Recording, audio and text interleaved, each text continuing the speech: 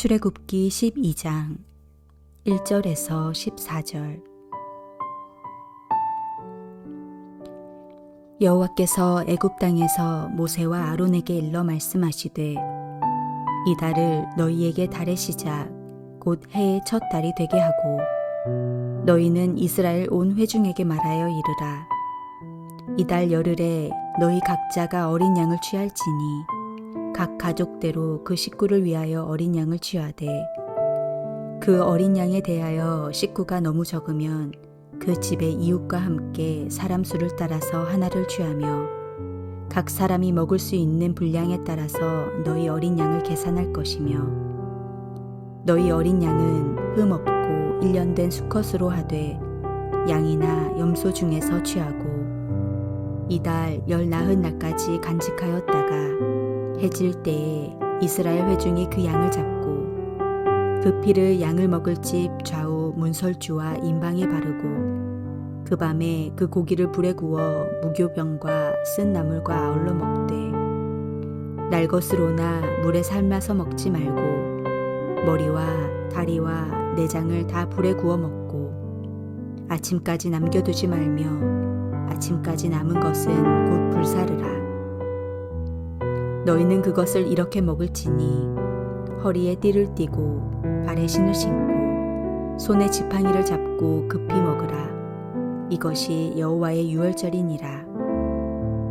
내가 그 밤에 애굽 땅에 두루 다니며 사람이나 짐승을 막론하고 애굽 땅에 있는 모든 처음 난 것을 다치고 애굽의 모든 신을 내가 심판하리라. 나는 여호와라. 내가 애굽 땅을 칠 때에 그 피가 너희가 사는 집에 있어서 너희를 위하여 표적이 될지라. 내가 피를 볼 때에 너희를 넘어가리니 재앙이 너희에게 내려 멸하지 아니하리라. 너희는 이날을 기념하여 여호와의 절기를 삼아 영원한 규례로 대대로 지킬지니라. 유대인들의 3대 절기는 유월절, 오순절, 초막절입니다. 이 중에 예수님의 운명과 가장 밀접하게 연관된 절기는 유월절입니다. 오늘 본문인 출애굽기 12장 1절부터 14절까지 말씀은 유월절의 기원에 대한 이야기입니다. 당시 이스라엘은 애굽에서 400년 동안 소수민족으로 살고 있었습니다. 모세는 하나님으로부터 소명을 받아 자기 민족을 애굽으로부터 해방시키는 거대한 프로젝트에 사용되고 있었습니다. 목숨을 걸어야 할 정도의 어려운 일이었습니다. 크게 보면 두 가지 문제를 해결해야 합니다. 하나는 내부의 결속입니다. 애굽의 고센 지역에서 터전을 잡은 이스라엘 민족을 설득해내는 작업은 쉽지 않았습니다. 하나님이 약속의 땅이라고 일러주신 가나안에서의 삶은 애굽에서의 삶을 포기할 정도로 매력적이지는 못했기 때문입니다. 애굽에서의 삶은 비록 소수민족의 한계는 있었지만 안정적이었던 반면에 가나안에서의 삶은 불확실했습니다. 모세는 강력한 카리스마로 이스라엘을 설득했습니다. 말을 잘하는 형 아론의 도움도 컸을 것으로 보입니다. 다른 하나는 외부 문제로 애굽의 왕인 바로에게서 허락을 받아내는 일이었습니다. 모세는 바로와 흥정을 벌였습니다. 광야에서 하나님을 예배하기 위해서 당분간 애굽을 떠날 수밖에 없다는 모세의 요청을 바로는 바로 거절했습니다. 출애굽기 기자는 그 상황을 이렇게 묘사합니다.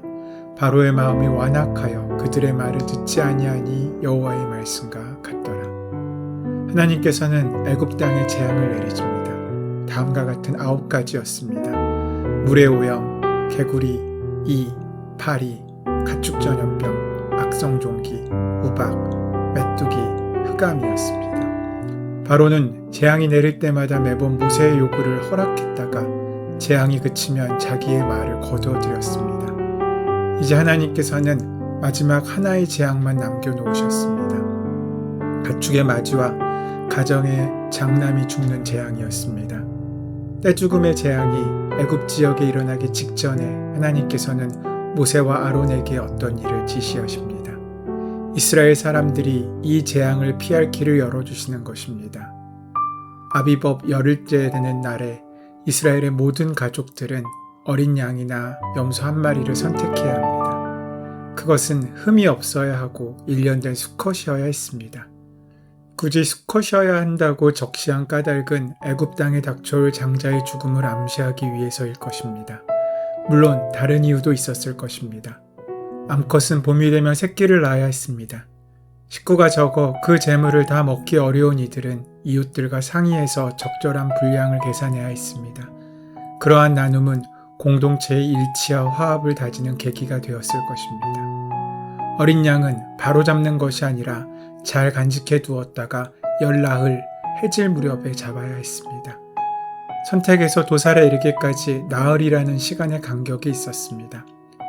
유목민들에게 가축은 가족이나 마찬가지였을 텐데 오고 가며 자신들을 위해 도살당할 짐승을 바라보며 그들은 어떤 생각을 했겠습니까? 나의 생명은 다른 생명의 희생 덕분에 유지된다는 것을 절감했을 것입니다.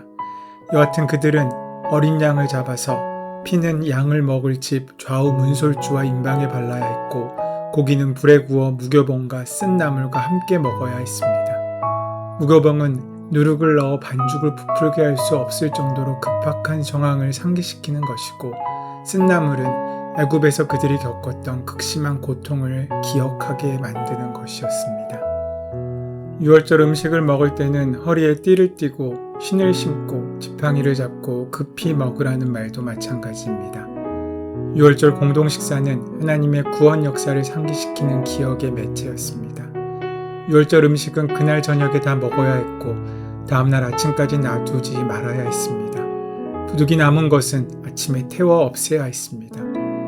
오늘 본문 마지막 13절과 14절은 이렇게 정리하고 있습니다. 유월절에 대한 요약입니다. 내가 애굽 땅을 칠 때 그 피가 너희가 사는 집에 있어서 너희를 위하여 표적이 될지라. 내가 피를 볼 때 너희를 넘어가리니 재앙이 너희에게 내려 멸하지 아니하리라. 너희는 이날을 기념하여 여호와의 절기로 삼아 영원한 규례로 대대로 지킬지니라. 이 유월절 이야기에는 인류가 겪은 재앙에 대한 두려움이 그 바탕에 깔려 있습니다. 출애굽 당시에 벌어진 10개의 재앙은 고대인들에게는 치명적인 것이었습니다. 한 민족이 멸절하느냐 아니면 생존하느냐가 실제로 그런 재앙에 의해 결정되었습니다. 그들로서는 그런 천재지변에 대처할 길이 없었기 때문에 그것을 야기하는 세력을 사단이나 귀신이라고 생각했습니다. 성경은 그런 재앙을 일으키시는 이를 하나님이라고 말하는 경우도 많습니다. 그러한 재앙을 인간의 죄에 대한 하나님의 심판으로 여겼습니다. 노아의 홍수가 대표적입니다. 하나님이 인간의 재앙으로 심판하신다는 생각은 성서적이지 않습니다. 하나님께서는 창조주이시기 때문입니다. 하나님이 세상을 창조하고 다시 파괴하신다는 말은 그 자체가 모순입니다. 그런 모순을 감수하면서까지 하나님께서 홍수를 일으켜 세상을 멸절했다고 말한 이유는 하나님이 역사의 주권자라는 사실을 강조하려는 데 있습니다. 유월절 이야기에서 더 깊은 차원은 생존을 위협하는 재앙에 대한 공포심이 아니라 오히려 그것이 지나갔다는 사실을 전하는 것입니다. 내가 피를 볼 때 너희를 넘어가리니 재앙이 너희에게 내려 멸하지 아니하리라. 유월절을 가리켜 히브리어 페사흐는 영어로 패스오버, 즉 지나갔다는 뜻입니다. 고대 이스라엘 민족은 다른 민족들과 마찬가지로 생존이 위협당하는 재앙을 경험했지만 하나님이 지켜주신다는 사실을 확신했습니다. 중요한 것은 재앙이 얼마나 무서운지가 아닙니다. 그 모든 재앙 가운데 하나님께서 우리를 넘어가게 하신다는 것입니다. 지켜주신다는 것입니다. 함께 하신다는 것입니다. 이스라엘 민족은 재앙이 아무리 폭력적이고 무섭다고 할지라도 그 재앙을 두려워하지 않았고 재앙 자체를 숭배하지도 않았습니다.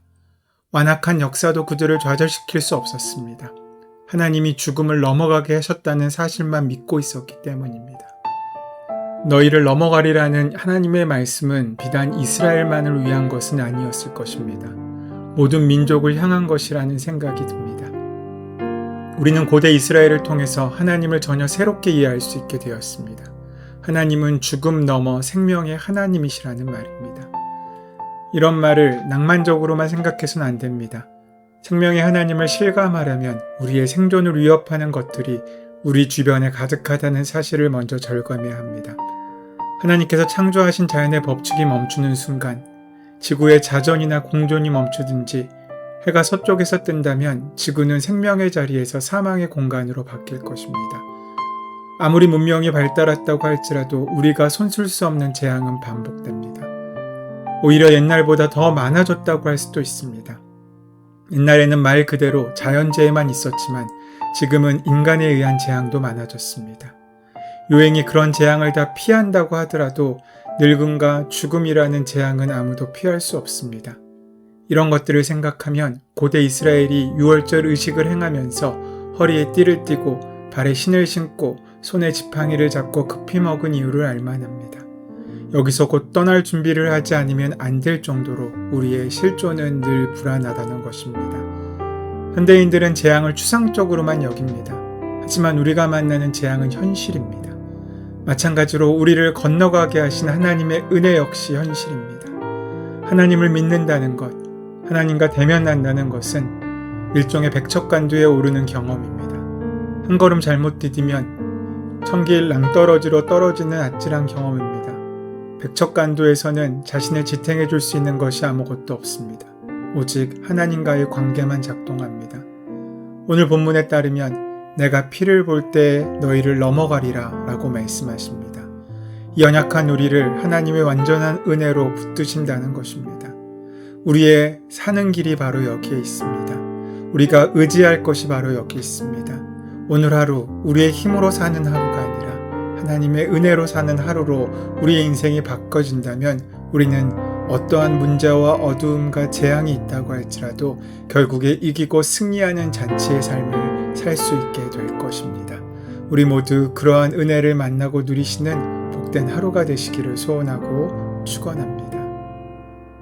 은혜의 주님, 우리가 우리의 힘으로 건너가는 것이 아니라 하나님의 은혜로 건너가는 6월절의 귀한 삶을 은혜를 만나고 누릴 수 있도록 채우시고 함께하여 주시옵소서. 우리를 구원하신 예수 그리스도의 이름으로 기도드립니다. 아멘. 이제 오늘 허락하신 말씀을 함께 묵상하시고 오늘 나에게 주시는 말씀으로 만나시기를 바랍니다. 우리의 삶의 모든 문제와 간구를 하나님께 온전히 맡기시며 함께 기도하는 시간 갖도록 하겠습니다. 함께 기도합니다.